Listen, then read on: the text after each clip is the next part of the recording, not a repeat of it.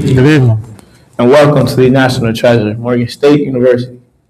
My name is Jonathan Sykes. I am a proud member of Omega Psi Phi Fraternity Incorporated, the Pi chapter, and I currently serve as the boss list of the Pi chapter. I am most honored to welcome you tonight to Black History 100. We are delighted once again to collaborate with the Roland McConnell branch for the Association, the Study of African American Life and History, commonly known as ASALH. Was co-founded by our beloved fraternity member, Brother Dr. Carter G. Woodson, and we proudly and unapologetically endeavor to continue his great work. Welcome to Morgan State University, where Black History Month celebrations can be traced back to 1927. The members of Pi Chapter made presentations on our brother Woodson's research throughout the Negro public schools of Baltimore City. Pi Chapter of Omega Psi Phi Fraternity Incorporated was there and actively engaged in Woodson's vision in its infancy, and we proudly stand shoulder to shoulder with ASALH today to continue his legacy. It is our hope that you will consider the current racial and political climate in America today to come to the conclusion that Dr. Woodson's mission is still relevant today as it was when ASALH was established in 1915. My fellow classmates, it is important that we never forget the strides of our ancestors to have Black history fully.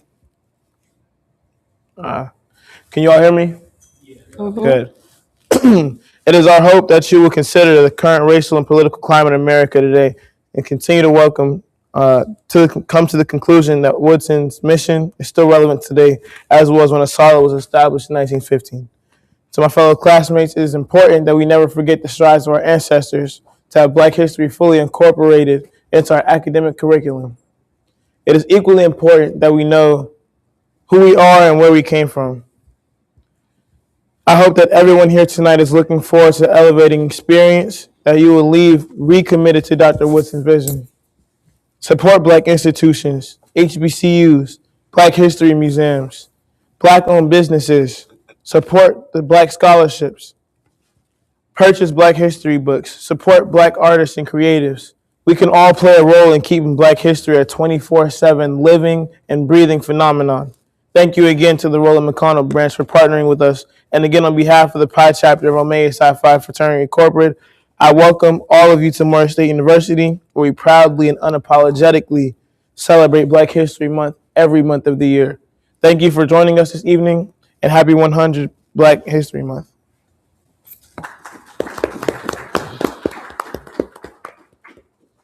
I now want to welcome my brother Ryan Adams to give the occasion for this great day. Thank you. Appreciate it. Yeah. Mike's there, so it projects. Just want to say thank you to Brother Bossless for introducing me. Good evening. My name is Ryan Adams. I'm a proud member of Pi Chapter of the Omega Psi Phi Fraternity Incorporated here at the National Treasure, Morgan State University. Thank you for joining us tonight for this important milestone in the history of Black history. Black History Month was celebrated first as Negro History Week in the second week of February in 1926. This observance was the vision of Dr. Carter G. Woodson and the co-founders of the Association for the Study of Negro Life and History, who in 1915 came together and were determined that the achievements and contributions of African Americans were worthy of note and nationwide celebration. The second week of February was chosen because it included the birthdays of both Frederick Douglass and Abraham Lincoln, pivotal figures in the African American experience. The celebration of Black history is additionally special to the men of Omega Psi Phi Fraternity Incorporated. Dr. Carter G. Woodson was a member of Omega Psi Phi, and members of Pi Chapter were involved in the earliest celebrations of Negro History Week in 1927. Woodson was close friends with Pi Chapter's founder, attorney Linwood G. Kroger, who worked alongside Thurgood Marshall in his pioneering court cases with NAACP. So it is most appropriate that we host this event tonight, which begins the 100th anniversary celebration of Black history here at Morgan State University. Here at Morgan State University, in 1979, Negro History Week was expanded from the second week in February to the entire month of February. In that same year, America celebrated its bicentennial. United States President Gerald Ford officially recognized Black History Month. Here at Morgan State University, we have been celebrating Black History Month every month of the academic year since 1989 through the Morgan State University Convocation Series. The series calls for the entire Morgan community to pause every month to celebrate Black History Month. As a university, we declared that we were unsatisfied with just 1 month. And so on today, as we celebrate the 100th anniversary of Black History Month, we are proud to host this lecture in collaboration with the Association for the Study of African American Life and History. ASALH is the oldest Black history organization in the world and turned 110 years last September. And our beloved fraternity brother, Dr. Woodson's 150th birthday was this past December.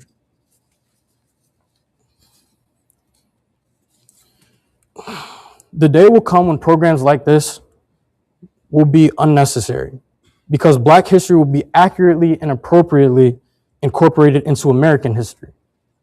However, until that great day comes, Black History Month, Morgan State University Convocation Series, and events like tonight's lecture will remain invaluable to all of us. We must all live the legacy of Dr. Carter G. Woodson and the Association for the Study of African American Life and History. We must insist upon the continued promotion, research, and preservation of Black history. We must insist the African American experience will not be lost, watered down, falsely rewritten, or marginalized. Thank you for joining us on this evening, and happy 100th Black History Month.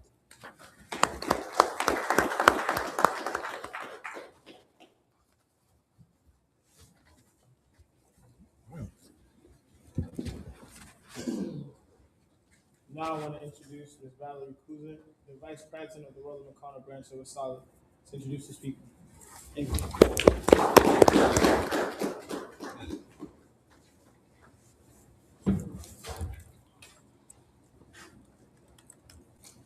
Good evening, everyone. Good evening. I'm here to introduce our speaker for tonight, Dr. Darrell Michael Scott. He is a professor of United States History at Morgan State University, and he is the chair of the Department of History, Geography, and Museum Studies. He is recently retired from Howard University, where he taught for 20 years. From 2005 until 2009, he served as chair of the department. He started his career at Columbia University in New York City in 1993. Afterwards, he served as director of African American Studies at the University of Florida in Gainesville. He researched and wrote on American intellectual history, nationalism in the United States, and currently convicts slavery since 1615. In 1998, he won the James Rowley Prize for the best book in race relations history for Contempt and Pity, Social Science and the Image of the Damaged Black Psyche in 1880 to 1996. For his views of Black nationalism and on how white supremacy is a nationalist ideology arising from the specter of Black citizenship, see White Supremacy and the Question of Black Citizenship in the Post-Emancipation South. He joined the faculty at Howard also, marking the beginning of his service as a member of the Executive Council of the Association for the Study of African American Life and History. After his initial term, he was elected vice president for programs. He held that position for 9 years. From 2013 to 2015, he served as the president of the Association for the Study of African American Life and History during its centennial celebration. Among his accomplishments while serving on the Association for the Study of African American Life and History board was redesigning the annual meeting, establishing and directing the press, editing the Woodson Review, and a Solid Steam magazine, co-founding and editing FIRE, the Multimedia Journal, and the Multimedia Journal of Black Studies, overseeing the redesign of the Black History Bulletin, and editing 3 volumes. In, in general, he handled the business arrangements for the organization's publications, including the works once published by the Associated Publishers. In 2014, he negotiated an agreement with the Black Classic Press to republish the works of Carter G. Woodson to keep them before the public. Working for Asala for so long, he has become somewhat a historian of the association and an expert of aspects of the life of Woodson. In 2005, he edited a version of the Miseducated of the Negro. This same year, he discovered and edited a lost manuscript by him, which Asala published in 2008 as Carter G. Woodson's Appeal, which served as a major fundraiser. It was released in paperback in 2014.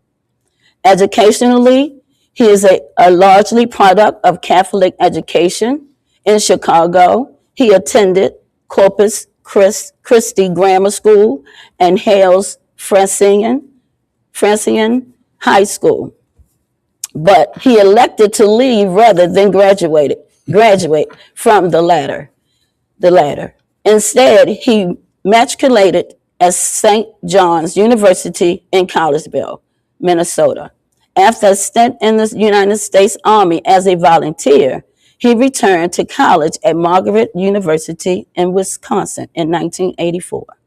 Afterwards, he attended Standard University, where he took his doctorate in United States history in 1994. He studied under Carl N. Degler, who served as his advisor, and George M. Fredrickson. He is originally from Chicago, where he grew up just north of Washington Park in the 1960s. He made his home in Prince George's County, Maryland, since the late 1990s, while still working in New York and later Florida. After growing up on the South Side in what was then the largest African American community in the country, he found Prince George's an attractive, comfortable place to live in a multi-ethnic sea of Black humanity in a multi-racial Black majority county. And this is the history of the bio of Dr. Darrell Michael Scott. You. I was nervous. I could do it one paragraph, I was but nervous. I appreciate that. I really do. Can you all hear me? Okay, I appreciate that. The only thing I want to say is thank you to my branch, the McConnell branch, of which I'm now a member, and my president, Dr. Johnson, for having me here tonight. I miss all the meetings of the branch because they tend to overlap with the meetings of the association's national body. But I'm here tonight and I'm glad and proud to be here. And since so many of you are young, I want to say this to you, because it was in 1983 when I was a student activist, when I noticed that so many people who were active in the community belonged to so many different organizations that most of those organizations could not get much done. And I vowed to myself at that moment that I would give the bulk of my attention to one association, to one thing, to give it my all. And later that year, I found that organization, and that's this organization. And it became my organization for this reason. As an undergraduate, I didn't have a Black Studies program. I didn't have a Black History course. And so what I did, even though I was already a student of history, is I went to the library and I took the Journal of Negro History, published by this great association, and I read every day in that journal from volume 1 in 1916 through 1980. And when I went to the library, I discovered that the other volumes weren't there. And a librarian smugly said, you know, some organizations don't have their act together. I took that as my challenge.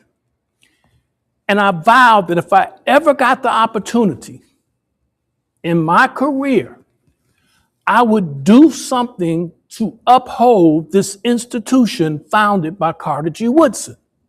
And so in the year 2002, I was asked to run the association's conference in Florida while I was still there. And we begged people to submit papers. We ended up with 200 people. And I vowed that if I were put on the board, I'd change that. And in 2015, for the centennial, we had 280 panels. We had 1,500 people in attendance. We went from 400 people when I joined to 2,000 members in 2015. So we built. And I say this to say, I didn't and we didn't do anything that was impossible. But if you dedicate yourself to a few things, you can do great things. You can make a contribution which matters.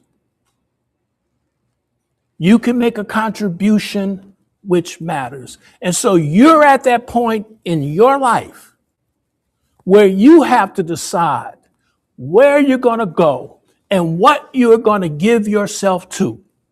And I hope that most of you decide to give it to your fraternity or sorority and another organization, okay? Because sometimes I regret that I don't belong to either a fraternity, okay? In any other organization, people always say to me, well, why don't you do anything else? Because I made a commitment. It's not the most grandiose commitment. It's nothing bigger than me. But it is something I could carry along with the career, along with a commitment to family. It is my commitment to community. Because that's the important thing about the association. The Association for the Study of African American Life and History is not a professional association. It was founded by Carter G. Woodson, who was at that time a high school teacher. And he was the only PhD in the organization. This association is the nexus between the academy and the community. When we do what we do properly, we bring to Black people order and commitment to what Black people have believed in for our entire history. The talk today is about 100 years of observing Black history. 100 years. That's 100 years of Carter G. Woodson's effort to observe Black history. 100 years before that, African American people were already studying and celebrating and commemorating their history. Carter G. Woodson, and this is my big point of tonight, continued and gave order to a tradition. But African American people, as a people, have this peculiar understanding of the importance of history. We have a peculiar understanding of the importance of history. Arturo Schomburg, after whom the Schomburg Library in New York City is named, wrote an article in 1925. He was an Afro-Puerto Rican and a bibliophile, and he founded what did he find? The New York City Historical Society. I got that wrong. The first word is wrong. In 1912. And in that organization, when he founded it, they committed themselves to studying Black history like Woodson had. But what Arturo Schomburg says in the 1925 Survey Graphic Magazine is that the Negro digs up his past because the Negro understands that to move forward, he and she must prove to the world and prove to ourselves that we have an honorable, respectable past that the world has to take notice of so that we can take our rightful place in history. And we've had this understanding. In the antebellum South, and that's the South before the Civil War, before emancipation, Black people in the North who were free took up that mission. The first thing they celebrated was the end of the slave trade in 1808. That's when they began celebrating things. When in 1827, free blacks in New York City, slavery ended in New York City, and they started celebrating that Emancipation Day. And when slavery ended in the British West Indies, they started celebrating that as the rights of August. They commemorated the things that were important to them. And in the early 1830s, they established a library, the Philadelphia Library Company for coloreds. And in that library, they kept their records. They gathered their records. Now, you know, today when people start talking about delineation and start talking about African-American ethnicity versus Pan-Africanism versus West Indian, all that kind of stuff that we hear about today. They were indeed an ethnic group becoming one. And they lived in an English-speaking society that privileged writing and reading, and they partook of that. And they started keeping records about their history, our history. And they believed, and by the way, when we complain that we don't get enough of our own history, do you know that makes us uniquely African American? Do you know that's one of the things about us? We always think we're being cheated in the historical record. There are people in the world who could care less about the historical record, but we do. We do. We can't get enough of our history. We make virtually a fetish of this thing.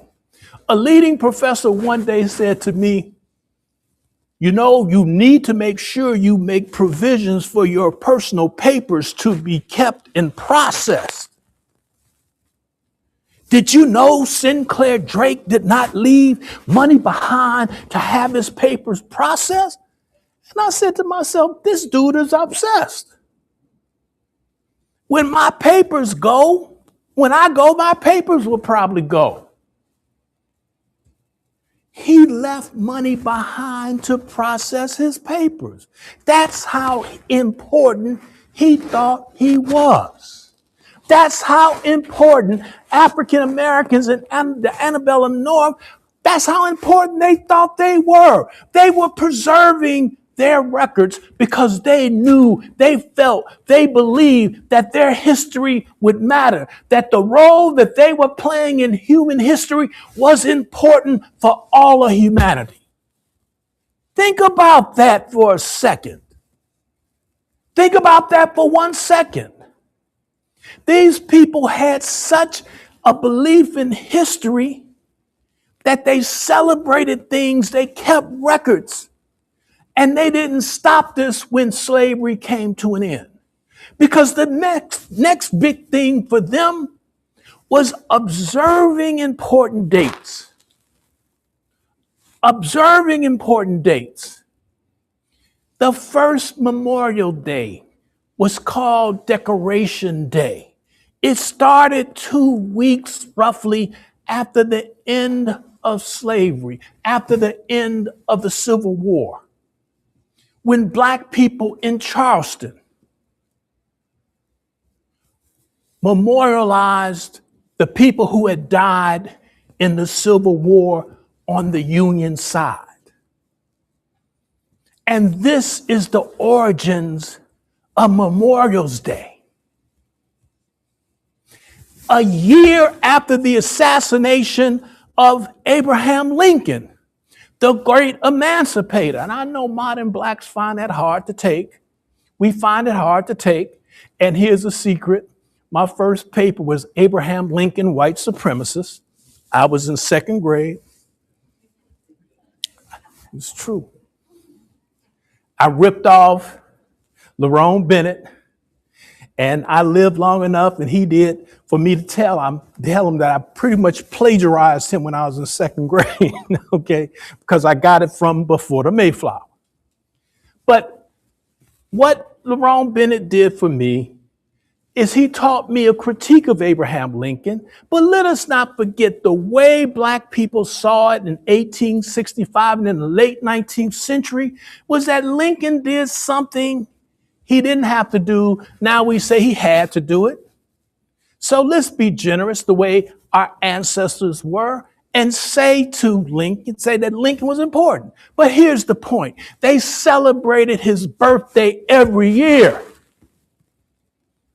Abraham Lincoln Day was the 12th of February. And as good members of the Republican Party, the party of emancipation, the Republican Party celebrated Lincoln's birthday. And African Americans would celebrate it until Negro History Week began, but many continued. We get back to that. They would continue to celebrate it. And so we celebrated that day. And in 1895, when Frederick Douglass died, we celebrated his birthday. And we celebrated his birthday on the 14th. And he didn't know whether that was his birthday. He selected Valentine's Day. Player that he was, he knew what day to select. He selected Valentine's Day for his birthday. If you didn't know what your birthday was, that's a good day. Remember that. Choose the 14th of February because you might get some play. All right? So, but he chose the 14th. And Black people celebrated that. But Black people also, besides storing records, they also wrote histories in the antebellum period and the period right after the antebellum. They wrote whole histories, folks. There's a brother who graduated from Morgan State named Stephen Hall. And Stephen Hall wrote a book, Morgan alum, undergrad here, called, what did he call it? A Faithful Account of the Race. And it was about how African Americans started writing history in the antebellum period.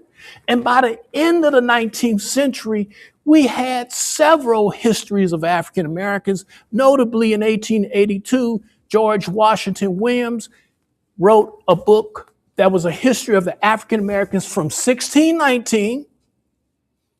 See, African American, ethnic history for African Americans starts in 1619. But if you're doing black history for the Afrocentrics, the date is when slavery starts in Spanish Florida. I'm saying this to you because have complexities in your understanding of black identity. 1619 is a valid date for African Americans. 1525 is a valid date for slavery's origins in North America, okay? Now, the point I'm making with all that is to always keep these issues straight. And in that late period, black people were doing that. But what they were also doing during the late 19th century is one more thing of great importance. They were marking the progress of the race. They were obsessed with the notion that they were going to be a progressive people. And this is how we went to almost 80 to 90% literacy by the end of the late 19th century after being a people who were enslaved and kept from reading. We always measured our progress.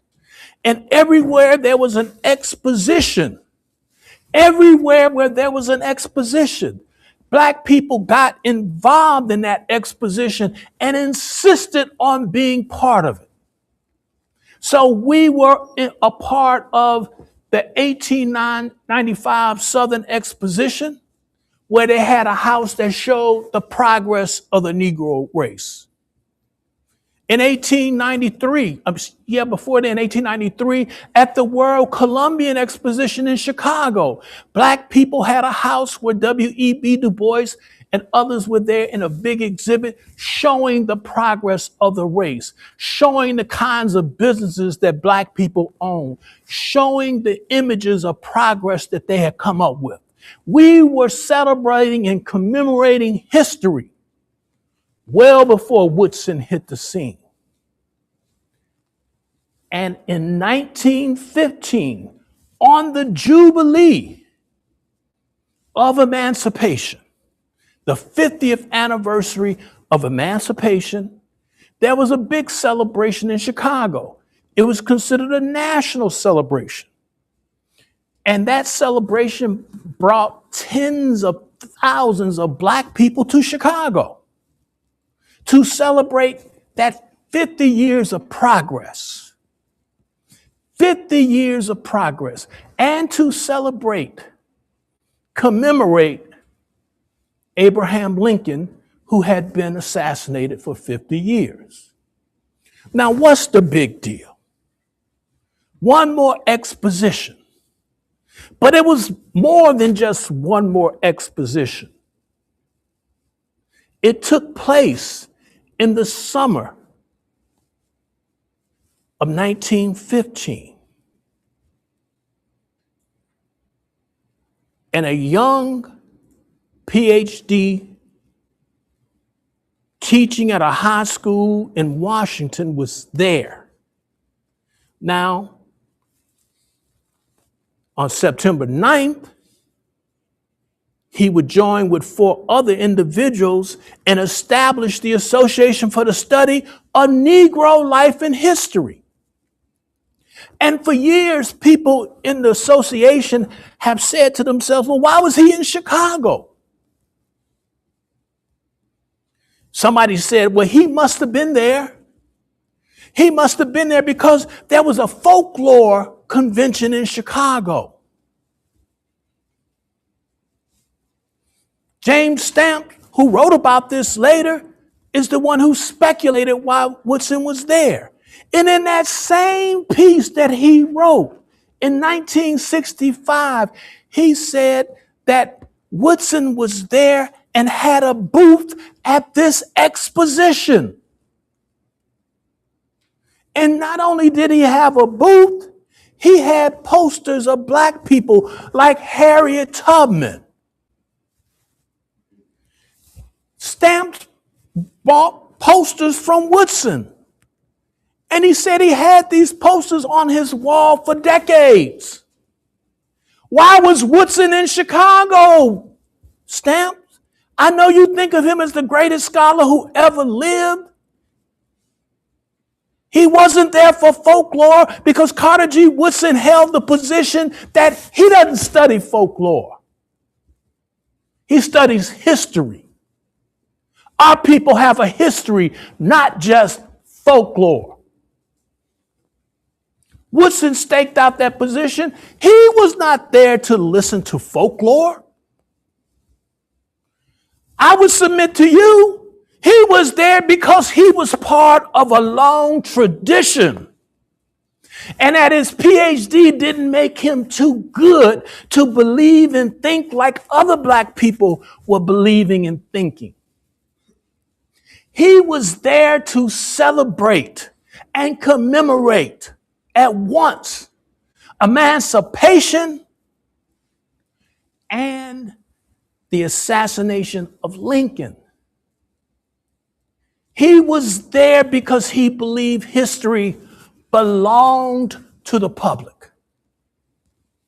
It didn't just belong to scholars.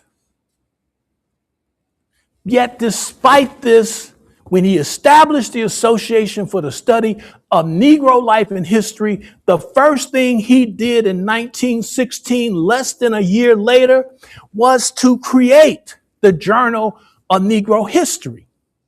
And he, like W.E.B. Du Bois, that first PhD from Harvard and the second PhD from Harvard, they both believed that scientific history done by objectivity, by doing deep research, would have this effect of changing how the world saw black people and how black people saw themselves. He believed, as Arturo Schomburg said, that the Negro must dig up his past so he can make progress.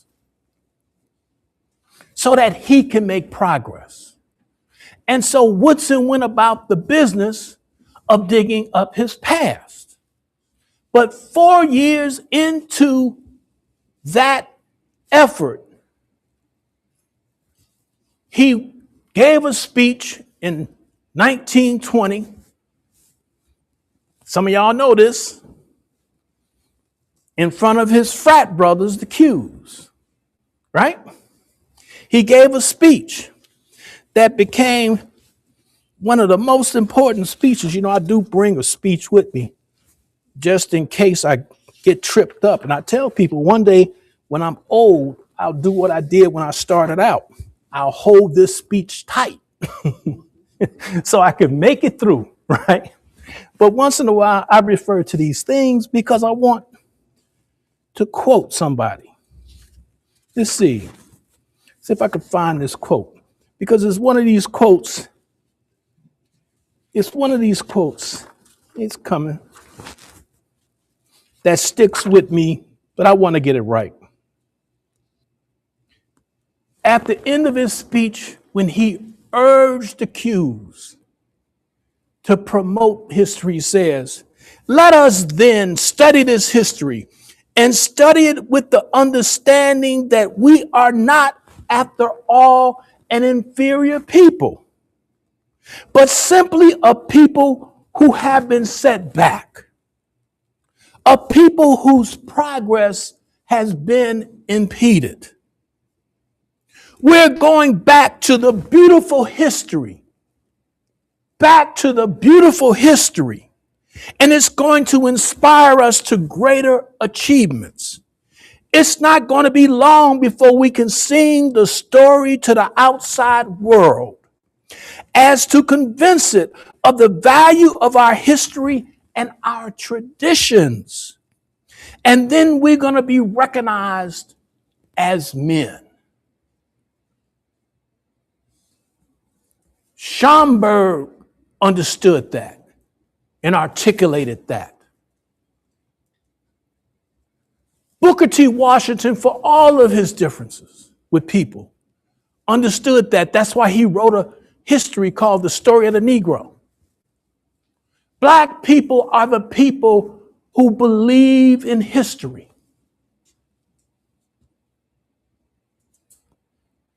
That's what we believe in. We believe the historical truth will set us free. Shortly after he gave that speech, too short a period of time for North Carolina A&T to have heard it and made plans, the president of North Carolina A&T held Negro Week. Negro Week.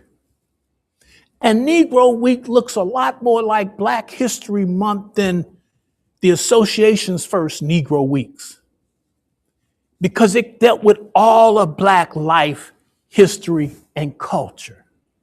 Negro Week at North Carolina A&T in 1921 predates anybody doing anything for a week. And in 1925, Carter G. Woodson was on that program at North Carolina A&T. But before then, as you know, the Qs held Negro Achievement Week. It was Literature and History Week at first, for those of you who know. And Woodson was involved with that. And it was in April. In 1924 was Negro Achievement Week. And then the Qs, in deference to their frat, pushed it to the fall, right? Is that how that story goes? Pushed it to the fall. Because Woodson wanted to make way. Now there's a historian who used to work here. See, there's a lot of connections between this association and this institution. Jelani Favors, who's writing an essay trying to demonstrate how North Carolina A&T influenced Woodson. This may be the case. It may be. I ran across this some 10 years ago, but Jelani Favors says he has more evidence to prove certain things. He doesn't want to diss brother Woodson, but maybe Dudley started something in the week of February that Woodson copied. Maybe so. Maybe so. Because they're all part of the same tradition. They're all part of a group of people who believe in the power and importance of history. So we'll see. But what Woodson wanted to do was something more than even his frat can do. His frat held Negro History and Literature Week, and they influenced the people they were nearby, their chapters in the vicinities. The president of North Carolina A&T influenced that community. Carter G. Woodson wanted to step out and influence the entire nation. He wanted it not to be departmentalized among certain people or one location. He wanted it to be a national celebration and commemoration of Black life, history, and culture. And so in 1925, at the end of the year, he announced Negro History Week in the fall of the year, somewhere in October, November. And so Negro History Week is announced in 1925, celebrated in 1926. Now, what was Woodson up to? We kind of know what he was up to. He was not simply trying to celebrate Black history for 1 week out of the year. Nor did he see Black history going away. Nor did he always believed that African American, Negro American history was part and parcel of American history. But he believed that Negro History Week was where Black people got together and told the world what they had learned for a year. You see, every Negro History Week, there was a theme. There was a theme. And Carter G. Woodson used to support that theme with materials that he gave to the world freely. And so he gave people the theme for a year. And in 1937, at the urging of Mary McLeod Bethune, he created the Negro History Bulletin that put that word out. Though the teachers would teach to that theme the entire year. And Negro History Week was that week that was set aside to discuss what had been learned all year. You say 1927 was an important date at Morgan. It was an important day in the Black community because that's the year that Carter G. Woodson created branches. And what were branches supposed to do? Branches were supposed to collect data on local history and share it with the community on an ongoing basis. Branches were day to day. Day to day, okay? And so from the very beginning, Woodson was 365 before McDonald's, before all y'all. In the 1930s, late 1930s, he had a talk. In the late 1930s, he wrote an essay called From Negro History Week to Negro History Year. So he understood that you couldn't keep Black people's history in 1 month. He understood that from the very beginning, didn't see it that way, but he understood the power. And see, this is why Woodson matters. Organization is everything, people. Organization is everything. Who gets beat up in the world? Disorganized people. Who makes their way in and who has their way in the world? Organized people.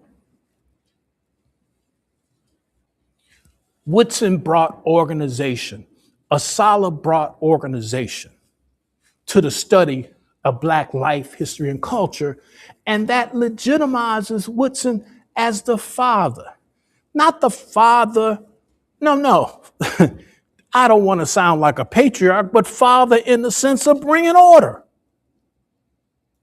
Because Woodson also had a critique of Black history. He had a critique. He had a critique of Lincoln Day.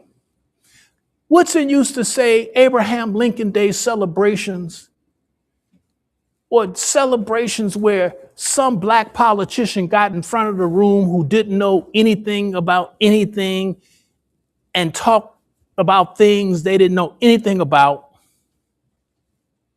And it didn't matter because everybody in the room was drunk anyway. And that's what he said. And he didn't like what he called these ignorant spellbinders. You know the kind of people? You know who the ignorant spellbinders are? You know spellbinder, that person who captures your attention, puts you in a spell. You know, we still got them, right? These ignorant spellbinders don't know nothing about nothing, but they can, they got that golden tongue. And they can talk that talk. He hated them. And then he hated all these people who had what I call bad history, and they used to write book after book because once Black history, Negro history became popular as an annual celebration, it created a market for Black history books. And he called them the mushroom press. Mushroom presses were popping up all over the place, selling Black people bad history. Woodson was a reformer. He took 2 days that were meant to celebrate 2 individuals, and he turned it into a weekly celebration to celebrate an entire race of people. Lincoln and Douglas days are dead. They're gone because of Woodson's reform. You could go back in newspaper archives and you'll still see Douglas Day celebrations that went into the 30s and the 40s. You see Lincoln Day celebrations that lasted, but Negro History Week cleaned up the floor, cleaned up the table. It ran the table. And it was now about a people, a race, not just two individuals. That's what Woodson achieved. But black people couldn't get enough. One of the things I've discovered over the last 5 years is that we talk about how we go from Negro History Week to Black History Month. I discovered there was a thing from the early 1940s moving forward called Negro History Month. Negro History Month. Okay? Now, what was Negro History Month? The same thing. In West Virginia, where Woodson was from, those black folks were celebrating Negro history for a month. In places like Chicago, oh, by the way, the Communist Party celebrated both Negro History Week and Negro History Month in the 1940s. In Illinois, they started, in Springfield, Illinois, they started celebrating Negro History Week in the 40s. And after the World War II, when Woodson had passed away, it caught on a brother named Hammurabi from Chicago, one of the first brothers to adopt an African name back in the 1920s. Hammurabi Robb was his name. He was a Howard alum with a Northwestern law degree, and this bruh had something that 60s people might identify with. He had what he called in the 1940s a house of knowledge. Now, some of you old heads, anybody old enough to understand when people used to talk about a kind of house of knowledge? And then they became things like head shops. Yeah, y'all don't know. Oh, this is for y'all. This is, see, when I was a student, I used to love stuff like this. So you could start tracing history. This dude was 20, 30 years before his time. He wore dashikis in the 30s. Okay, changed his name. We associate this with the 60s. Had a house of knowledge. We associate that with the 60s, stuff like that with the 60s. He was doing this stuff in the 30s. Well, he had a Negro History Month celebration, okay? And it got so bad that even the National Colored Women Club had a Negro History Month, History Month in '61. And so the shift had started taking place, and our association that I belonged to, they didn't move. They didn't move towards a month. Okay? Now, the way the story is told that Black History Month comes along because in 1976, black people get a proclamation from the President of the United States. That's true. But inside that story is palace intrigue in a sala, okay? All organizations have their palace intrigue. That's why I like Black Greeks, because y'all do not get deceived. Because in your organizations, there's always intrigue, right? There's always internal politics, right? That goes along with the territory. Just understand that and don't take it personal. Shoot, they had police coming after me. They sicked the district attorney on me once. Palace intrigue is part of what organizations do, okay? And the association got caught up in palace intrigue because there were the old line Negroes, the people who had been trained by Woodson, people we call Woodson's boys. And then there were the young, rising Black Powerites. And the Black Powerites wanted to be more radical. They wanted to contest America. They wanted to make it Black history instead of Negro history. And they wanted to change the world. But the Negroes were experienced, and they weren't the Uncle Toms that people called them. They were experienced people. By the way, any of y'all know the radio show in Chicago? In DC, the Talking Drums? I was never invited on this show for 20 years because I once gave a talk that said, I got the Negro in me. That I identify with the Negroes because the Negroes were institution builders. My hero is Charles Wesley, one of Woodson's boys. Charles Wesley was that guy. He was the president of A Phi A. He was an elk. He was a 33-degree Mason. He was a football player. He cut a musical song with Roland Hayes. And to make it all worse, he was the captain of the football team, and all the girls loved him. You know cats like that, right? Everybody know people like that, right? That was Wesley.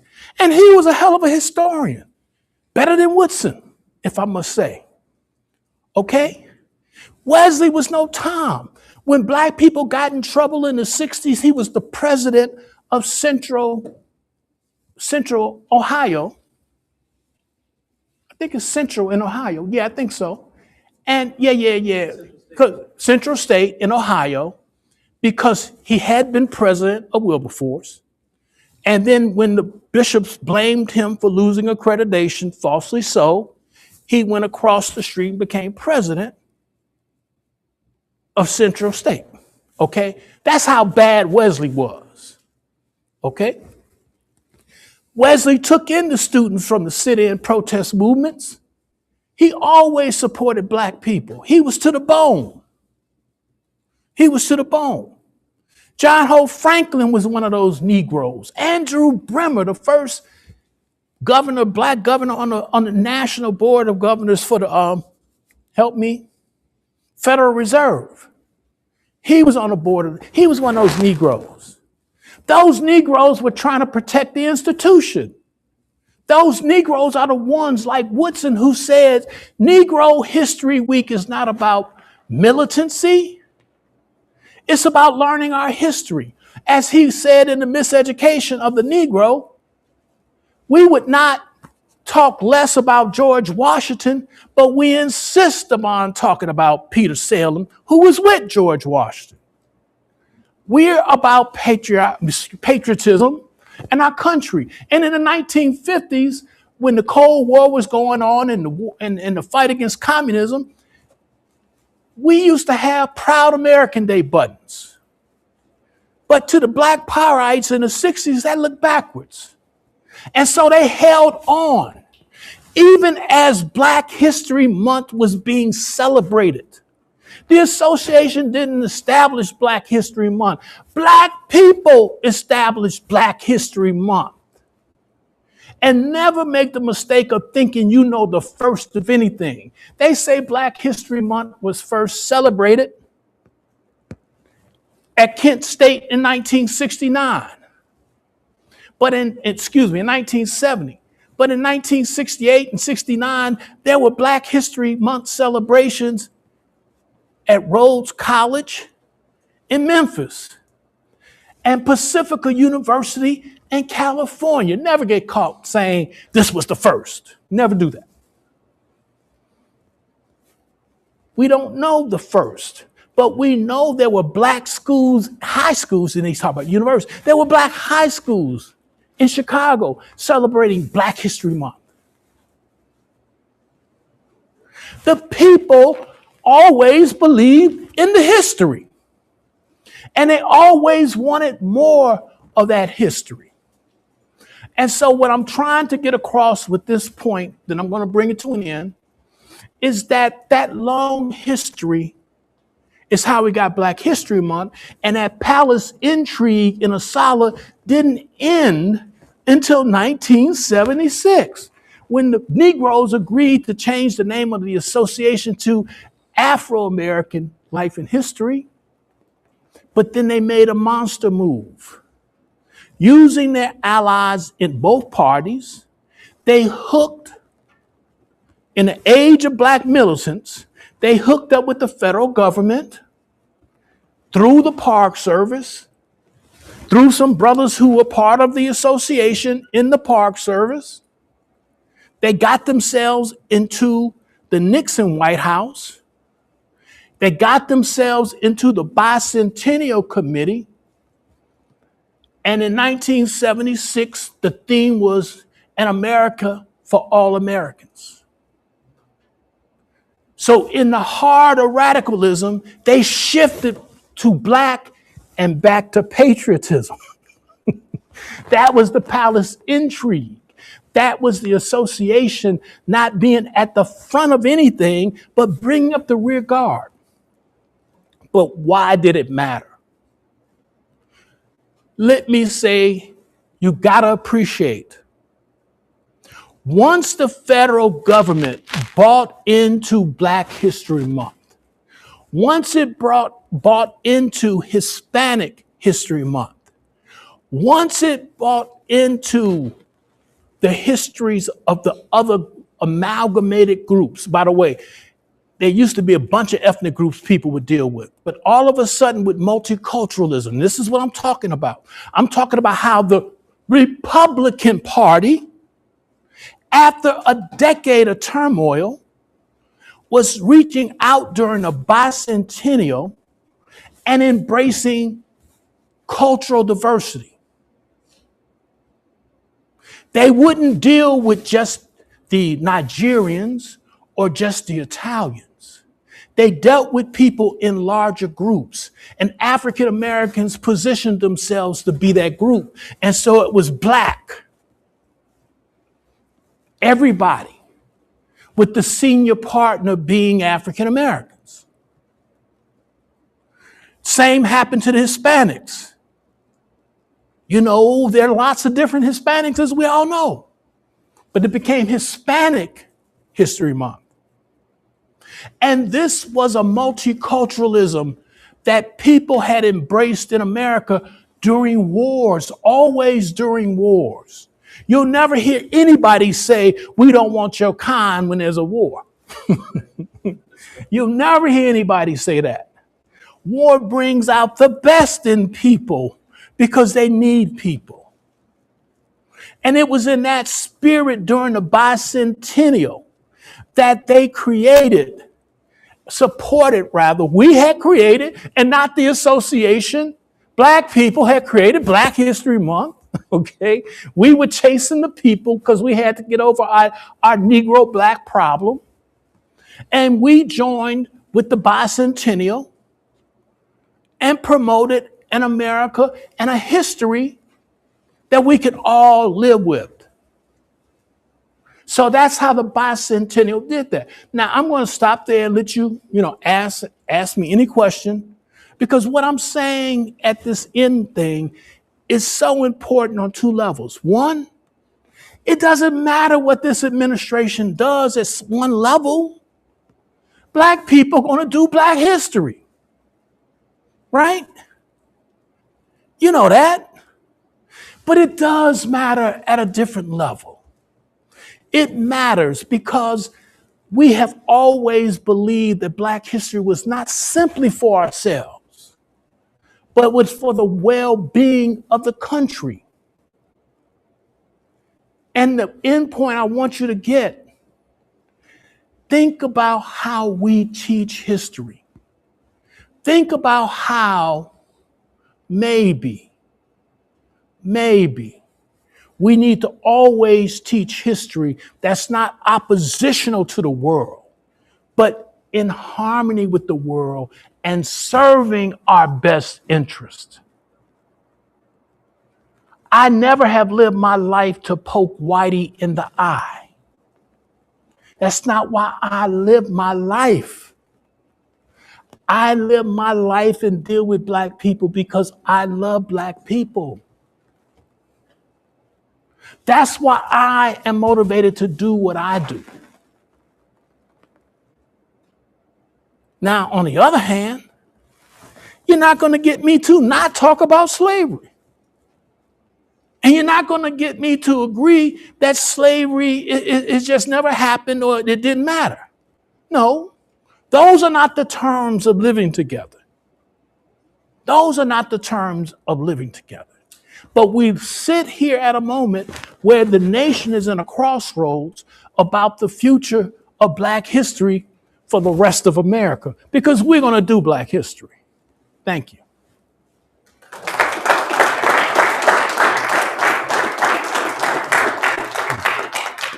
Questions? Comments? Tomatoes, insults? Yeah.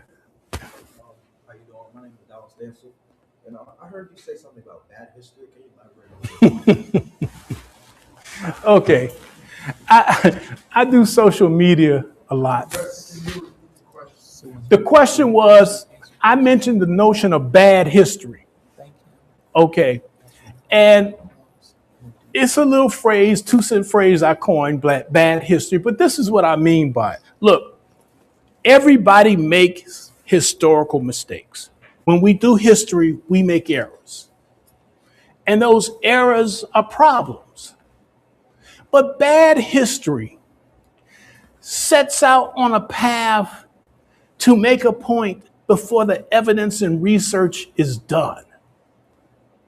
Bad history is often an attempt to force all the evidence to fit what you want to believe.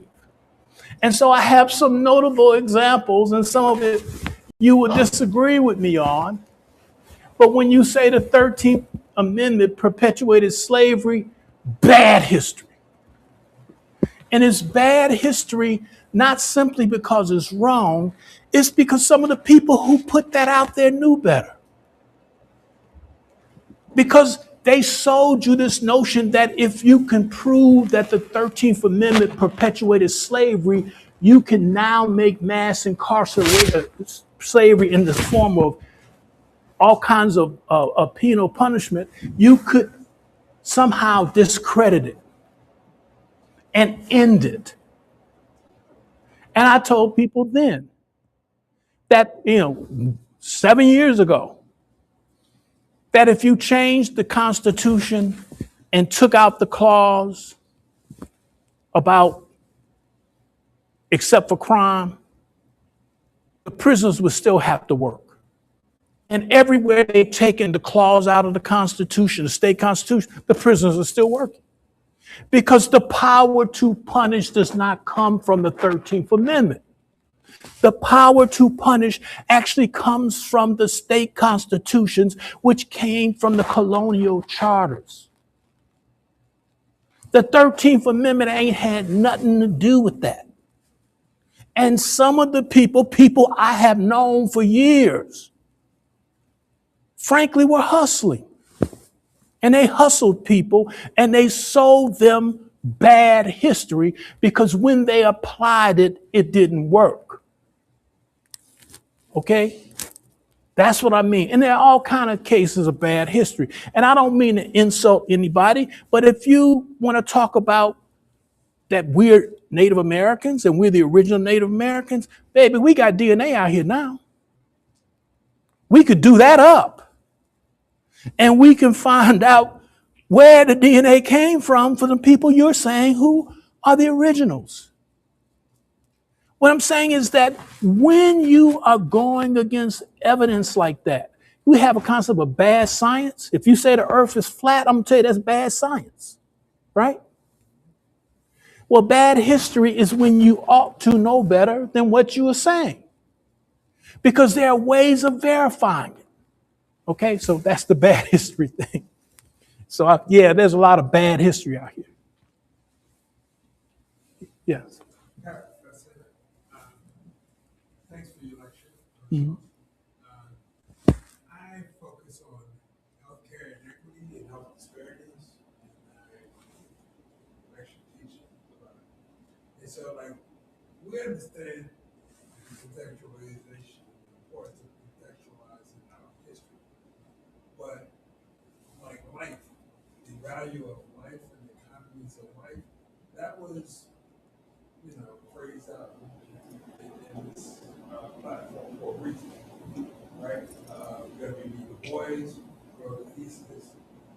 So Black folk, Washington, of Black life, and how we value Can you focus on like Carter G. Woodson and why life was important as almost as more important than history? Okay, sometimes people can seem deeper than they're really being at the time. Du Bois was a historian. Du Bois was a trained sociologist. Du Bois dabbled in philosophy.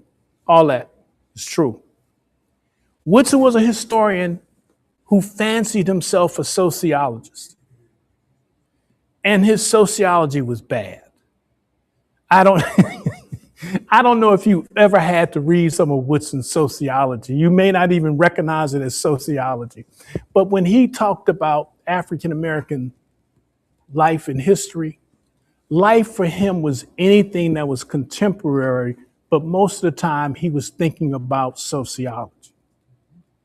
And so when he wrote about the rural Negro, it wasn't a history of the rural Negro. It was about rural Negroes living then. Okay. Now, Woodson was concerned about contemporary Black life. And so the association was never so narrow as just to be about the past. Okay. And one of the most devastating things about Project 2025 is this notion that any race-based research, any notion of disparity studies discriminates against whites. And so they're trying to take the 1964 Civil Rights Act and invert it and make it something to protect the white majority against the hordes, as if to study a problem is to discriminate. And yet, how would you know? You know, I used to tell my friends who want to talk the concept of race out of existence, they would say, there's no such thing as race, there's social construction. I said, but they're population groups and descent groups, and they're what we would call biological affinities.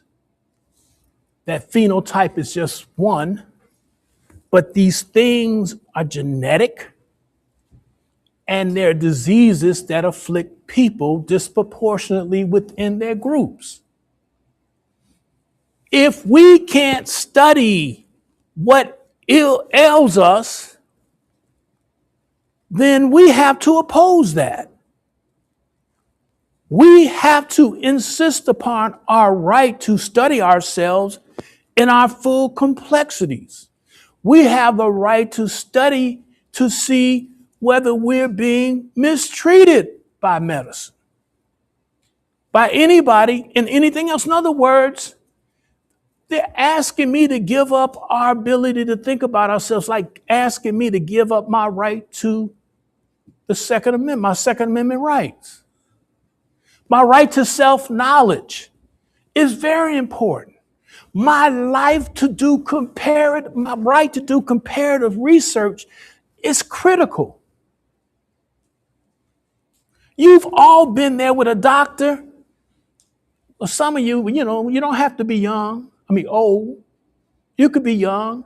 When you're standing before a doctor and you get that this doctor don't get you, that this doctor ain't into you like that. We've been there. We have to be careful because our lives are precious to us. So if we cannot study medical disparities, you're asking me to lay down and be discriminated against. So Black Studies has always concerned itself with understanding the differential treatment that we receive in hopes that it will go away, but insisting upon equal treatment. So is that the kind of thing you're talking? Anybody else? Any more questions? Okay, how you doing? I'm exceedingly well in all that you're asking. Brian Morrison, I'm official with Maryland Christian African American History and Culture, a member of the McConnell branch of SLA as well. I'm sort of out of shameless plug. I'm also an educator, public school teacher for 40 years, teaching African American history, high school, middle school. And Carter G. Woodson is an emphasis on teaching and not the higher ed stuff, but just to people and providing teachers with the opportunity to get materials to share with young people. I think that's something that's really overlooked. And our field and what we do is in getting history of Black people to the young folks, because it's all the competition that's out here for the attention of young people today. If we don't get them hooked in elementary school and middle school, by the time they get to middle school, there's so much competition. And my struggle, by the time they get to high school, I'm coming back to so many different things so that they just see our history as just one of those other billions of things that are competing for their history, competing for their attention all the time. So we have to get them hooked at a very early age and keep them hooked all the way through higher education. You remain much more optimistic than me. And I don't say that to be negative. Okay? I don't say that to be negative. You know, for the 20-something years I've been doing this, every board meeting or every year, at least in a board meeting, somebody says, we got to get the youth in here. I said, I'm telling you an interesting thing about young people. They're not trying to study history, they're trying to make history. Y'all trying to do y'all's thing, right? That's what we would have said in the 60s. What are you doing? You're doing my thing. Okay? What does that mean? I'm trying to, another way of people used to put, leave my mark on the world. I'm trying to win a decathlon. I'm trying to become that doctor. I'm trying to do whatever we're trying to do. We're making history. We young folks live to make history. We tend to see ourselves as potentially great. And I love that about humanity. And I really love that about Black humanity. I want to be everything in life. I want to be a politician. I wanted to be a fashion designer. I wanted to be a football player. I want to be all those things and a lawyer. I want to be an intellectual. I want to be everything. And I wanted to be the guy with the finest girl. And I assume it goes the other way too. Young people have to be programmed for. They have to be programmed for. Rather than trying to convert them into historians, let me tell you how this stuff works. It's insidious.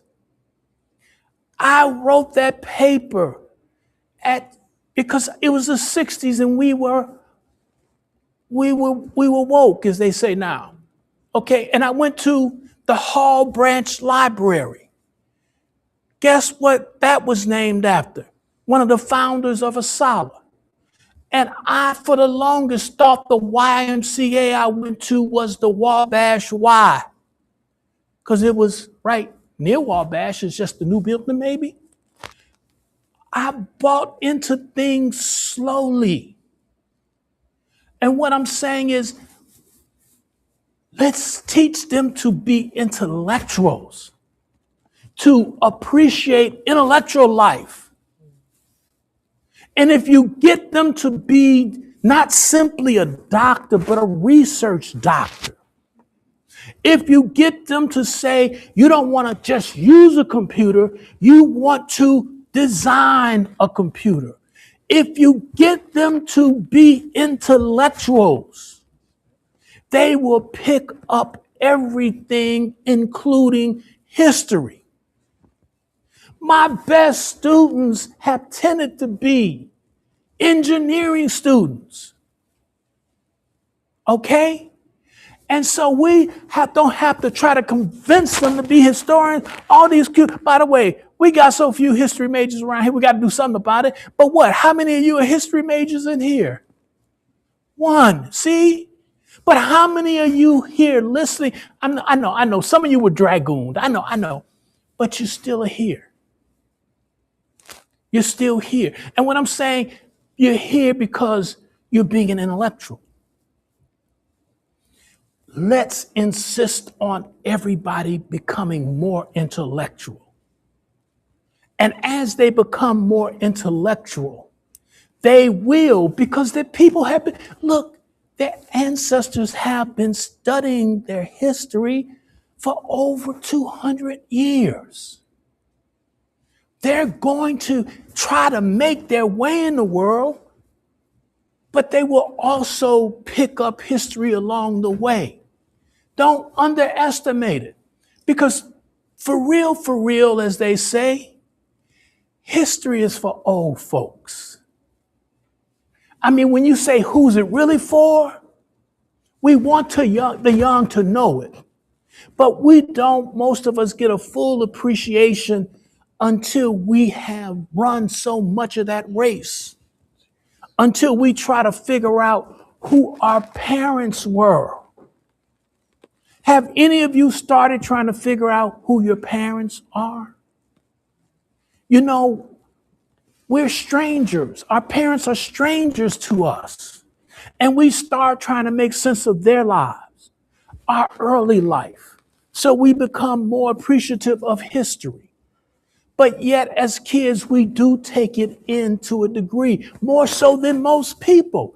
You know the surveys that show most Americans don't know anything about the Civil War. You've seen those surveys, right? So what I'm saying, let's make them intellectuals and let's make them want to learn everything. It's just that my colleague.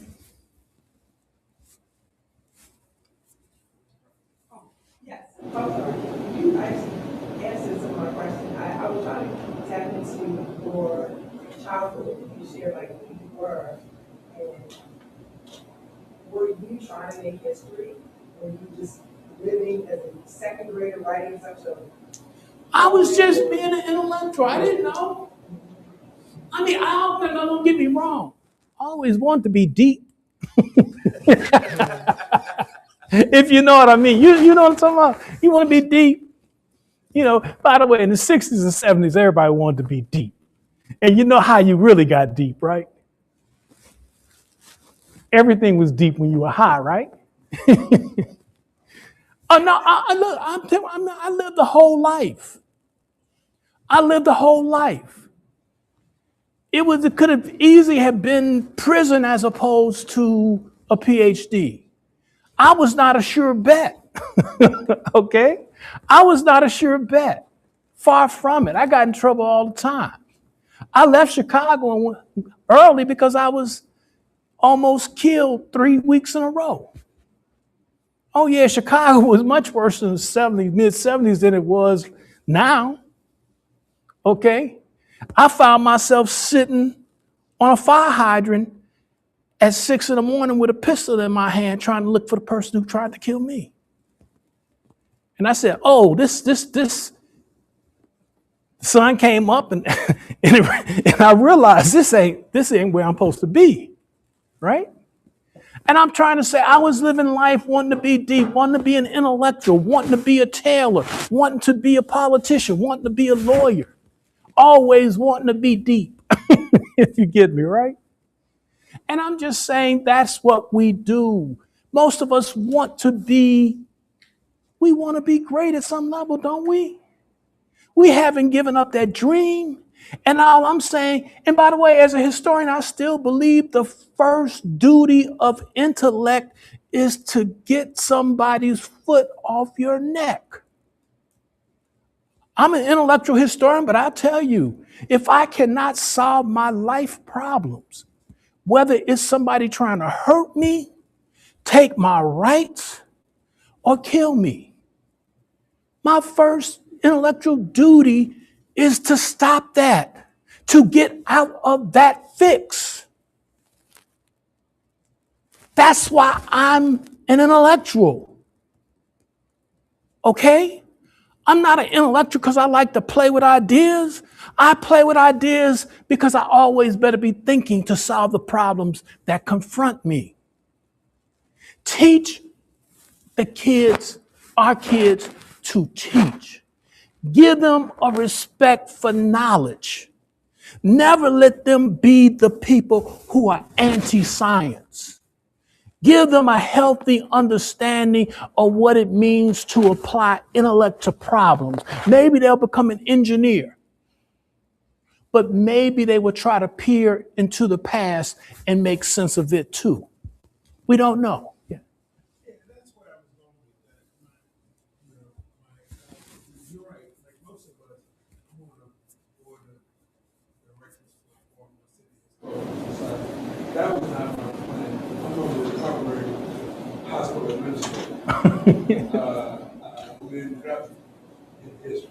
Right. But my intellectual component kind of was a necessity because in order for me to kind of be successful in my work, I had to first learn that the platform was built intentionally to not do well for black, not do well for people. Exactly. Exactly.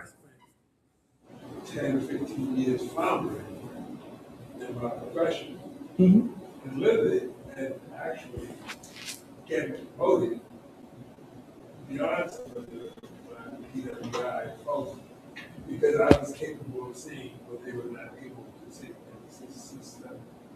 But it's through my experiences in history, this is the way that history. Exactly. It became a way to solve a problem. Yeah, it's a way to solve our problems. Okay? And again, it doesn't seem practical, but anything that forces you to think and to be analytical, once you do that, you get a greater appreciation of a lot of things, including history, right? Including history. So we don't have to make them all historians, but we need to make the history, by the way, and that's a lot of times our problem. We're so concerned about whether people learn facts as historians that it's a big mistake. The facts come. Understanding the past, understanding the historical context, that's the intellectual part of history. And once you understand that it's not about memorization and stuff like that, you get a greater appreciation for history. And by the way, even the history I get, by the way, I'm now fascinated with some world history. I took world history in college, but I swear I listen to TikTok histories all the time where somebody's giving me a minute on this person, a minute on that person. And I'm not going to ever take a test and put down those answers, but it is fascinating to learn things about the past that just are not part of even what I do, right? To always learn a little bit more. So anyway, any more questions?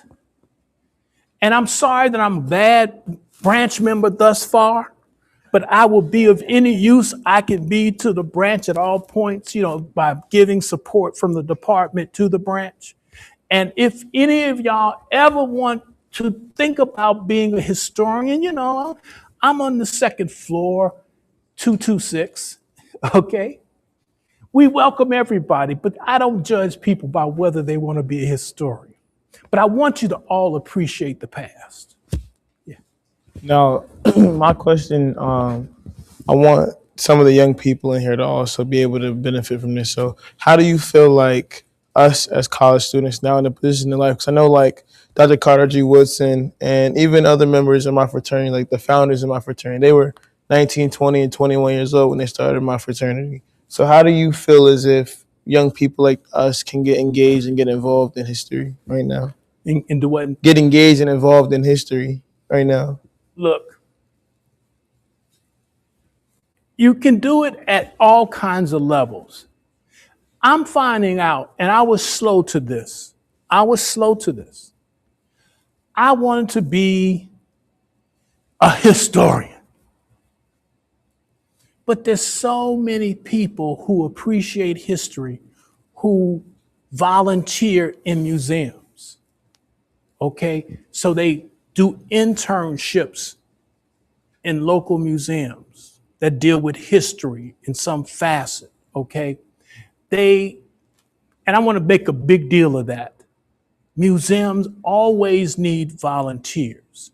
They're places where people can become a docent, someone who learns a lot about that particular thing, and then they describe that thing to other people. I mean, let me tell you, even when we talk about this, there are people who do tours, historical tours, and they learn about a topic. And so then they do tourism, cultural tourism. Okay. So these are kind of ways. Then there's this other thing. By the way, the power of AI. I'm one of these people, I believe in AI has its place.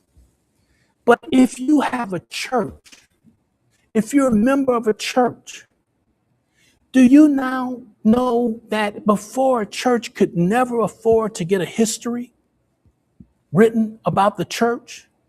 But if you use AI and take in all those documents and scan them and ask AI to give us a history, it won't be a perfect history, but it's a first draft that you can use, that people can use. Then you can go in there and get more sophisticated and ask deeper questions. Then you have to pull back because in all organizations, there are all kind of things, as we mentioned, that take place. So you don't want to create a scandal book, okay?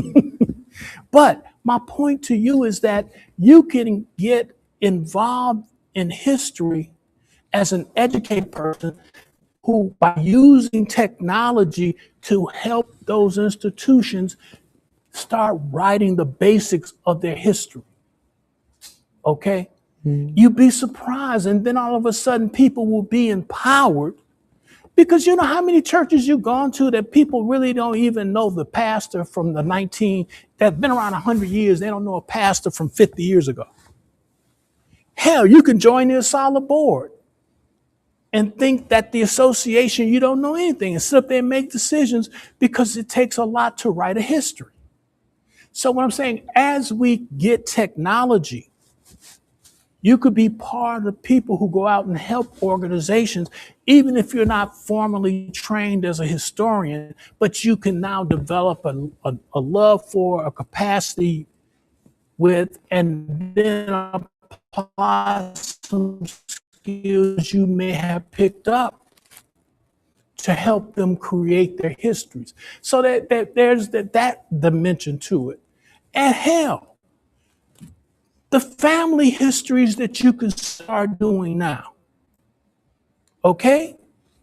It's beyond those oral histories. And by the way, once you start running some fly, I know my grandmama lied to me. They love her to death. But there's some things she told me that just didn't fit what I was coming up with. Okay?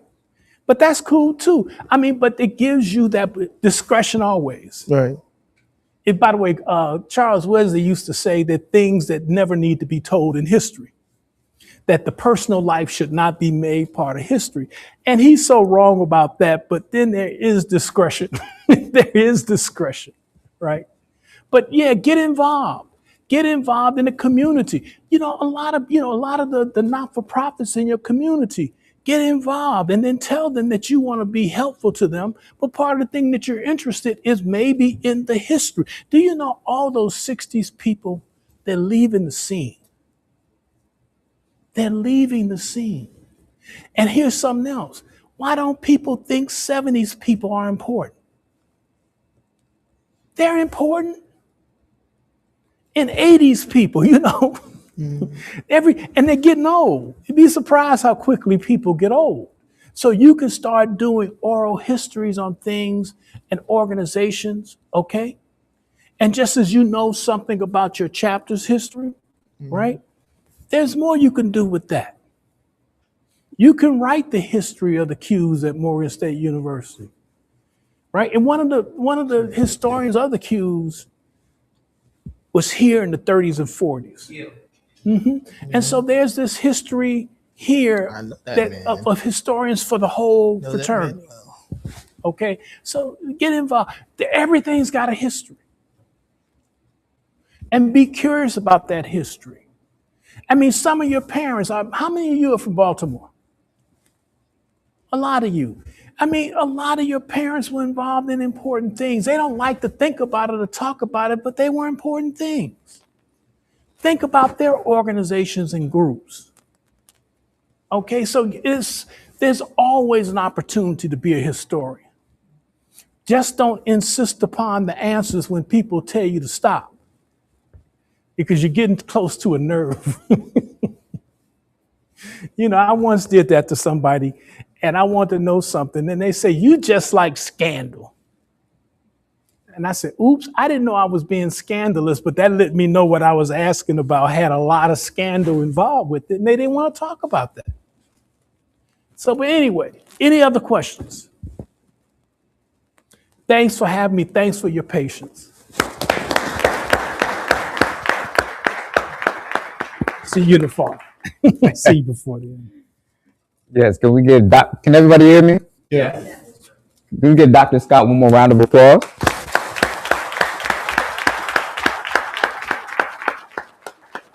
As the acting secretary for the Roland McConnell branch, we just want to give you our thanks and our I'm not acting anymore. We want to give our thanks and appreciation. Just to give a little more background about what we do as a branch, we recently had a film showcase through Maryland Public Television and the Roland McConnell branch. And I was one of the people who did the documentary as well. So I had a film in it as well. And basically I talked about Henry Highland Garnett and Harvey Johnson. And essentially I gave a breakdown and kind of did a lecture just like Dr. Scott did. So we're looking for doing more events in the future, and we're looking for more people to get involved. We were able to, I even met Dr. Scott at the ASALH conference myself in Atlanta this past year. So there's a lot of different opportunities. I met a lot of great people. I met Judy Richardson from SNCC. There was a lot of great people when I went to the conference that I met. Been able to get in interviews. I'm in film festivals. I'm at the Black History Film Festival this month at Lincoln Theater in DC. So there's just a lot of different things. Dr. Morrison interviewed me. I'll have an interview on ASALH this month. So tomorrow.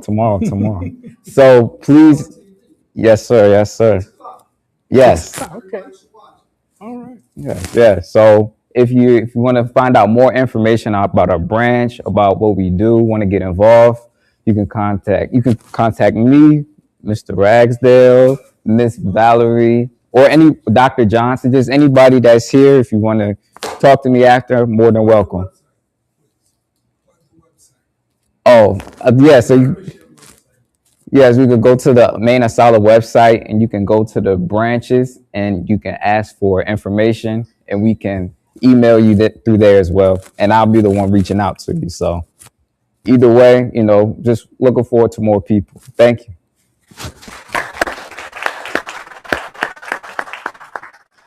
Thanks.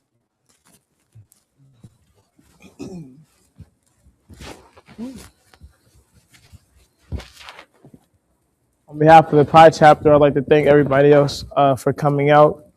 If you have any more questions, you guys can just network around the room, meet these great people of ASALH that are doing this great work to preserve and disseminate this Black history, right? Because everything that we do, the way we live our lives, every choices that we make, we are living Black history. You are Black history, you know what I'm saying? So make sure that you guys are consciously thinking about that and go learn about where you come from to understand the power that you have within you and how far you can truly take it. I feel like it's truly important that we're in a pivotal moment in society and at a pivotal moment in the country, right, in the climate of the world right now, where you are in charge of so much and you have the power to do so much. And right now is the time for you to do it. So thank you all for coming out. My name is Jonathan Sykes. I'm the boss of the Pi chapter of Omega Psi Phi Fraternity Incorporated here at Morgan State University. I'd like to thank you all.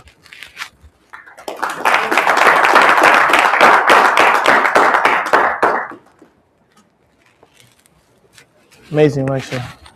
Thank you. Yes, sir. It's a pleasure having you. Yes, sir. Yes, sir.